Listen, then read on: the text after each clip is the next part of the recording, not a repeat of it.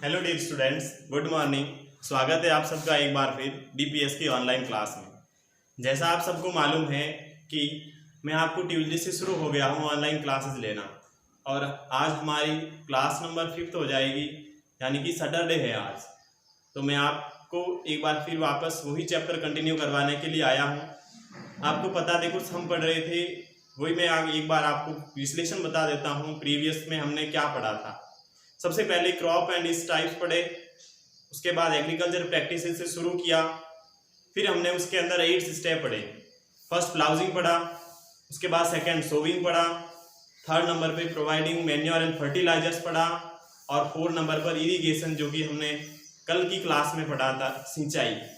अब नंबर 4 हो गया है हमारा। उसमें थोड़ा सा बच गया था कल कि मैंने आपको सोर्सेज नहीं बताए थे इरिगेशन के। मैं पहले आपको सोर्सेज ऑफ इरिगेशन की बात कर लेता हूं, उसके बाद में हम स्टेप जो हमारा 5 नंबर का होगा उस पर हम बात करेंगे। तो सबसे पहले देखो मैं लिखवाता हूं आपको सोर्सेज ऑफ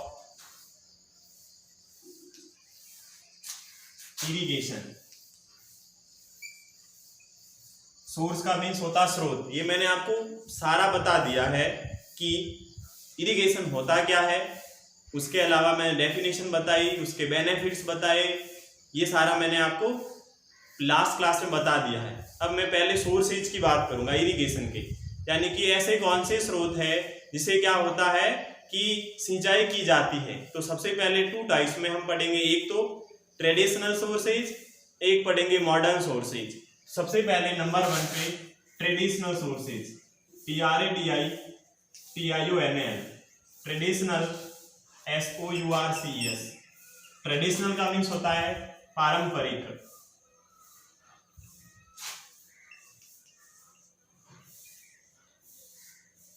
पारंपरिक स्रोत। इसमें देखो कौन से होते हैं, जैसे आपने पहले सुना होगा, जैसे मैं सबसे पहले नाम लिख देता हूं छड़ाज, CHADS, या फिर इसको कह सकते हैं चेन पंप कहा जाता है, चेन पंप। उसके अलावा आपका होता है रहट, होता है RAHET, रहट होता है। एक और MOET, मोड का मीन्स खाई होता है। उसके अलावा और होता है आपका एक, वो होता है DHEKALI होता है, ठीक है ना, ढेकली होता है। तो ये क्या होते हैं, ये कुछ हमारे ये रीजन सोर्सेज होते हैं, इसमें ये नहीं आएगा, ठीक है ना, DHEKALI, ये देखो। हाँ, ये मैंने एग्जांपल्स आपको बता दिए, यानी सोर्सेज बता दिए किसके, ट्रेडिशनल सोर्सेज जो इरिगेशन के हैं। सबसे पहले छड़ा, चेन पंप होता है। उसके अंदर देखो आप, आपके पास में बुक है, इन सब की फिगर दे रखी है, उन सब की आकृति दे रखी है, जिससे आपको पता चल जाएगा कि कैसे उससे सिंचाई की जाती है। ये रहट वगैरह से आपको पता होगा, पहले पुराने जमाने के अंदर क्या होता था, एक कुआं होता था और उसके अंदर से बैल उस कुएं के चारों अंदर घूमते थे, और एक ऐसी चेन हम कह सकते चलती थी, और वहां पर एक स्मॉल बहुत सारे बकेट्स होती थी, और वो बकेट्स एक चेन पर एकदम बांधी हुई होती थी, और वो जब चारों ओर बैल घूमते थे तो क्या होता था, वो अंदर की चेन भी ऐसे घूमती थी, और वो ऐसे जैसे ही कुएं के अंदर जाता तो वो पानी उसके अंदर भर जाता, और फिर ऊपर आता तो ये ऐसे ऐसे सारी वो जो बकेट्स थी वो पानी से भरकर आ जाती बाहर। और फिर क्या, ऐसे एक पत्थर होता है, पत्थर की जैसे नाली होती है, उसके अंदर वो ऊपर आते ही जैसे वो उल्टी होती है, उस पत्थर की नाली में पानी गिर जाता है, और पत्थर की नाली में पानी गिरता है, वो फिर नाली से फील्ड्स के अंदर चला जाता है। उसके अलावा ऐसा ही मोड का मीन्स खाई होता है। ये अलग अलग ढेकली वगैरह ये ट्रेडिशनल सोर्सेज है, जो फिगर दे रखी है आपकी बुक के अंदर, उसको आप इजीली समझ सकते हैं। उसके बाद में दूसरा होता है मॉडर्न सोर्सेज।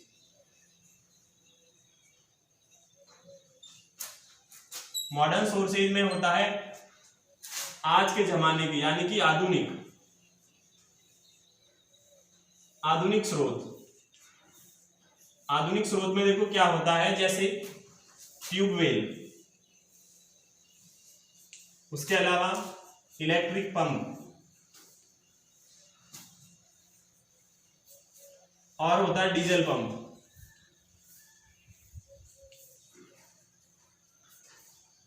ट्यूबवेल आप सबको मालूम है, इलेक्ट्रिक पंप में यानी लाइट से चलने वाला इलेक्ट्रिक पंप, और डीजल यानी डीजल से चलने वाला पंप। ये क्या होते हैं, ये हमारे कुछ सोर्सेज होते हैं। उसके सोर्सेज की हमने बात कर ली, इरिगेशन के सोर्सेज यानी कि सिंचाई के स्रोत। उनके अलावा हम कुछ मॉडर्न टेक्निक्स की बात करेंगे, और वो मॉडर्न टेक्निक्स तो एडवाइजर वाली बुक में तो नहीं है, लेकिन अक्सर पूछा जाता है। यानी कि जब क्या होता है, एक तो होता है कि इवन लैंड होती है और एक अनइवन लैंड होती है।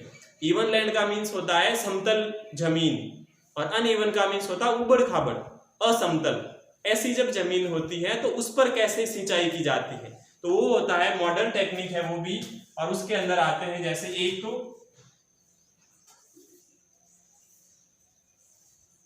ऑन इवन लैंड और एक होता है on uneven land. Even land का मीन्स समतल जमीन पर किसे सिंचाई की जाती है, और अनइवन लैंड यानी उबड़ खाबड़ जब जमीन होती है उस पर सिंचाई कैसे की जाती है। तो देखो इवन लैंड पर क्या होता है, जब अगर समतल जमीन होती है तो वहां पर जो ड्रिप सिस्टम होता है, बूंद बूंद सिंचाई जिसे हम बोलते हैं, तो मैं लिख सकता हूं ड्रिप सिस्टम, यानी कि बूंद सिंचाई। ड्रिप सिस्टम के अंदर होता है बूंद सिंचाई, ठीक है ना। बूंद सिंचाई का मीन्स अगर देखो इवन लैंड होती है, तो इवन लैंड होती है तो क्या होता है कि इवन लैंड के अंदर पाइप्स बिछा दी जाती है, छोटी छोटी ब्लैक ब्लैक, और उस पाइप से क्या होता है आपको पता हो तो, उस पाइप से ये होता है कि वो उसके ऊपर छोटे छोटे छेद होते हैं, और उस छेद से क्या होता है कि वो सारे वो बिछा दिए उस पानी निकलता है। और इससे पानी फायदा भी यही होता है कि क्या होता है उसके अंदर पानी वेस्ट नहीं जाता है, क्योंकि पानी की जो पौधे की जड़ होती है उस पौधे की जड़ पर पानी बाहर आता है, तो इस कारण से वो पानी वेस्ट भी नहीं जाता है। उसके अलावा अनइवन लैंड, अनइवन लैंड पर कौन सा हो जाएगा, वो स्प्रिंकलर सिस्टम, SPRIN के LER sprinkler system, SYSTEM। Sprinkler system का मीन्स होता है, आपने पार्क्स के अंदर अक्सर देखा होगा, और पार्क्स के अंदर आपने क्या देखा होगा, आपने ये देखा होगा कि आप देखते हैं फव्वारे लगे हुए, और वो फव्वारे को ही क्या कहा जाता है, स्प्रिंकलर सिस्टम कहा जाता है। तो इस प्रकार से ये हमारे क्या हो गए, एक इवन लैंड पर और एक अनइवन लैंड पर हो गया। तो इस प्रकार से ये हमारे सोर्सेज पूरे होते हैं। और सोर्सेज के अंदर हमने पहले पढ़ा ट्रेडिशनल सोर्स में छड़ाज यानी चेन पंप, उसके बाद रेड पढ़ा, फिर मोट खाई पढ़ा, फिर ढेकली पढ़ा। ये आपको लगने अक्सर एग्जाम्स में पूछा जाता है। मॉडर्न सोर्सेज में tubewell, electric pump, diesel pump, फिर हमने इवन लैंड और अनइवन लैंड पे, तो इवन लैंड पर ड्रिप सिस्टम और अनइवन लैंड पर स्प्रिंकलर सिस्टम, ठीक है ना। हाँ, इसके बाद में हम बात करेंगे, मैं 1 सेकेंड 2 सेकेंड के लिए साइड में होता हूं, आप इस समय क्या करें, स्क्रीनशॉट या फिर वीडियो को पॉज करके आप नोट कर लें ये, ताकि आप इजीली क्या कर सकते हो, अपना वर्क कर सकते हो।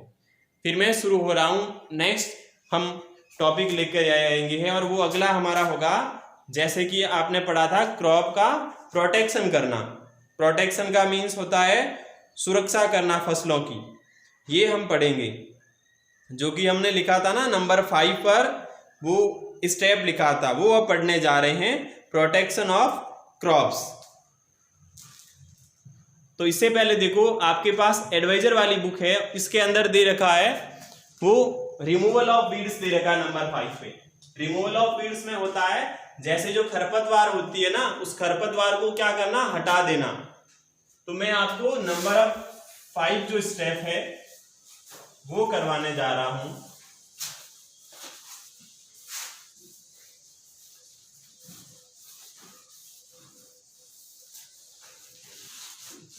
देखिए number 5, protection of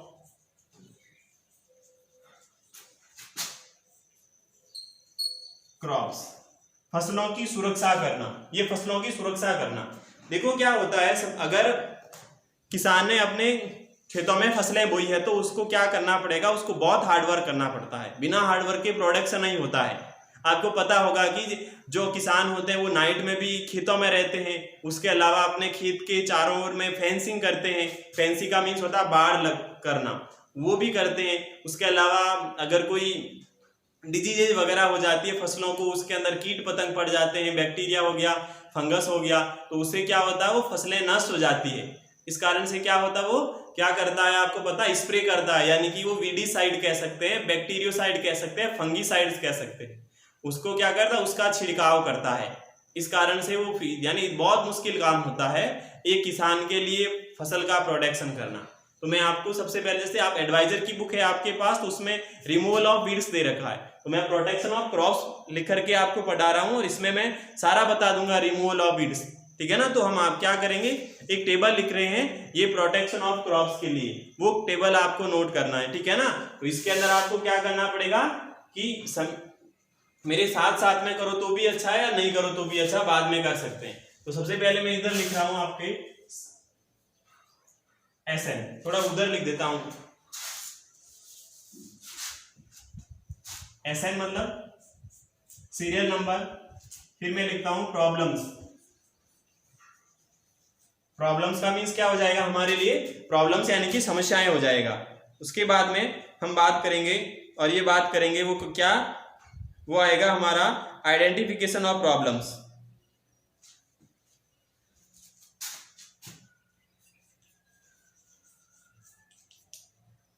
FICATION, identification of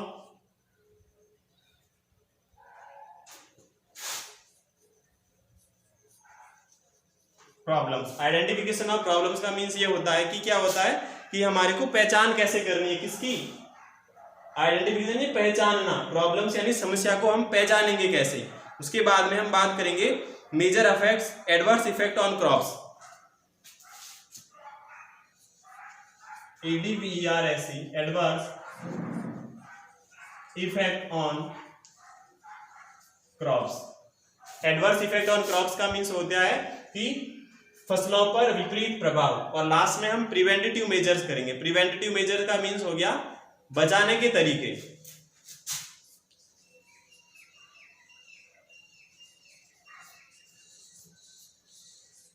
preventive measures, MEASURE, preventive measures. तो इस प्रकार से हमारे को एक टेबल कंप्लीट करना है, और ये हमारे प्रोटेक्शन ऑफ क्रॉप्स के लिए टेबल है। तो सबसे पहले नंबर 1 पर मैंने सीरियल नंबर लिखा, फिर प्रॉब्लम्स, फिर आइडेंटिफिकेशन ऑफ प्रॉब्लम्स, उसके बाद एडवर्स इफेक्ट ऑन क्रॉप्स, फिर प्रिवेंटिव मेजर्स यानी कि बचाव के तरीके। तो ये मैं आपको शुरू करवाने जा रहा हूं कि कौन कौन से क्या होते हैं, ये रीजन्स होते हैं, उसके बारे में हम बात करेंगे। तो सबसे पहले हम वो शुरू करेंगे, और वो करेंगे क्या, वीड से, यानी उसमें भी यही लिखा हुआ था वीड्स, रिमूवल ऑफ वीड्स था ना, तो हमारे नंबर 1 पे आ जाएगा वीड्स।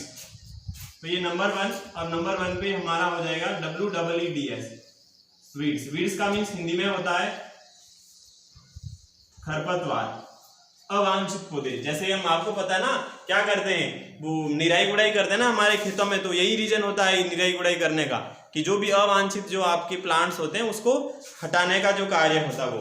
तो सबसे पहले क्या हमारे को आइडेंटिफिकेशन कैसे होगा, ये ऑफ थोड़ा इधर लिख देता हूं, ठीक है ना। तो सबसे पहले हमारे को क्या करना पड़ेगा, ये लिखना पड़ेगा कि हमारे को पता कैसे चलेगा इस वीड्स का। तो पता कैसे चलेगा, अनवांटेड प्लांट होता है वो ग्रो करने लग जाएंगे।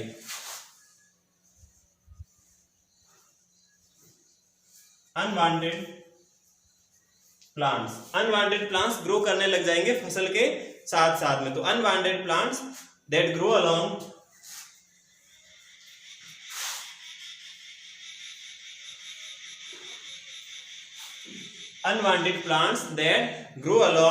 विद द, क्या होगा, विद द क्रॉप्स,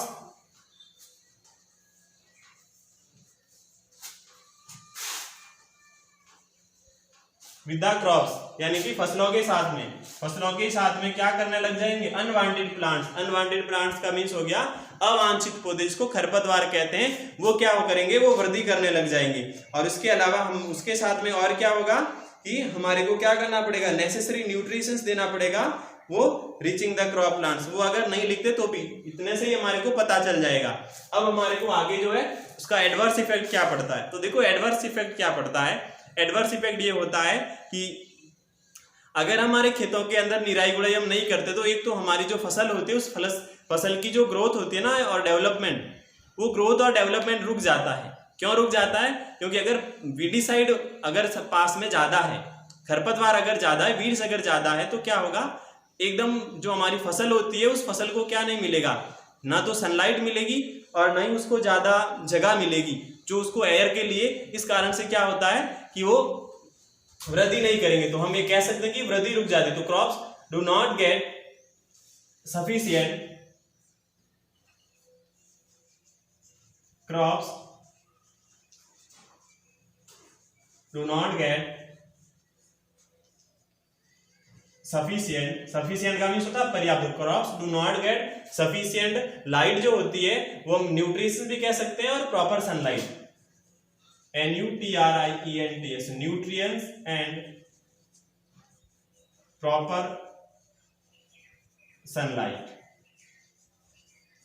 यानी ना तो उसको प्रॉपर सनलाइट मिलती है और ना ही उसको क्या मिलता है, पर्याप्त न्यूट्रिएंट्स भी नहीं मिलता है, यानी पर्याप्त पोषक तत्व भी नहीं मिलेंगे और प्रॉपर सनलाइट यानी सूर्य का प्रकाश भी उसको नहीं मिलेगा। इसके लिए हमारे को क्या करना पड़ेगा, वो हमारे को टिलिंग करना पड़ेगा from time to time weedicide से। तो टिलिंग का मीन्स काटना होता है, ठीक है ना, काटना या हटाना। तो tilling from time to time, tilling from time to time, और यूज करना है वीडिसाइड्स, वीडिसाइड्स का यूज करना पड़ेगा। तो फर्स्ट जो रीजन है, जो कि आपकी एडवाइजर की बुक में बस इतना ही दे रखा है, रिमूवल ऑफ वीड्स। तो ये मैंने आपको एक टेबल के रूप में बता दिया रिमूवल ऑफ वीड्स का।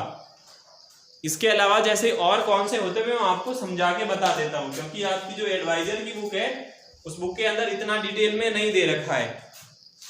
रिमूवल ऑफ वीड्स का दे रखा है, उसके अलावा जैसे डिवाइस टूल्स दे रखे हैं, जैसे खुरपा दे रखा है एक तो, और एक जो आपका वो हैरो दे रखा है, उसके अलावा और एक स्प्रेइंग है और स्प्रेयर है। उसके बाद नंबर 6 पॉइंट आ जाता है हार्वेस्टिंग। तो इस प्रकार हमारे को यही करना है। जैसे मैं आपको एक थोड़ा रिवाइज करवा देता हूं, और वो रिवाइज ये करवा देता हूं कि और कौन से होते, जैसे एक तो होता है डिजास्टर, नेचुरल डिजास्टर होती है। नेचुरल डिजास्टर का मीन्स होता है, मेरा मतलब या तो वर्षा नहीं होती है या ज्यादा वर्षा हो जाती है, तभी क्या होता है, फसलें या तो वर्षा नहीं होती तो जल जाती है, और वर्षा अगर जब ज्यादा हो जाती तो फसलें हम कह सकते हैं नष्ट हो जाती है, पानी ज्यादा होने के कारण, पानी में डूबने के कारण। तो ये रीजन होता है। उसके अलावा रीजन्स होता है जैसे डिजीज हो जाती है, इंसेक्ट्स बहुत ज्यादा आ जाते हैं, उसके कारण हमारे को आपको पता है स्प्रेज करना पड़ता है। उनके अलावा एक और होता है एनिमल्स का, एनिमल्स यानी जानवर भी उसको नष्ट कर देते हैं खा करके। इस कारण से जैसे उसका प्रिवेंटिव मेजर्स होता है कि फेंसिंग की जाती है, यानी उसके चारों ओर बाड़ लगाई जाती है। उनके अलावा और जो भी यूज किया जाता है, कैसे भी उनकी सुरक्षा की जाती है, तो वो सुरक्षा की जाती है। इस प्रकार ये प्रोटेक्शन ऑफ क्रॉप्स कहूँ या रिमूवल ऑफ वीड्स कहूँ, ये मैंने वीड्स का सारा बता दिया है, इनटू आइडेंटिफिकेशन बता दिया, एडवर्स इफेक्ट बता दिया और प्रिवेंटिव मेजर्स बता दिए। इस प्रकार ये जो आपका नंबर 5 पे था प्रोटेक्शन ऑफ क्रॉप्स, ये वाला स्टेप कंप्लीट होता है। उसके बाद में हम आगे बात करेंगे कल, और वो कल बात करेंगे, कल तो संडे, नेक्स्ट यानी मंडे को अगली क्लास में हम बात करेंगे। और वो बात करेंगे किसके बारे में, वो हम बात करेंगे हार्वेस्टिंग के बारे में, फसल की कटाई के बारे में।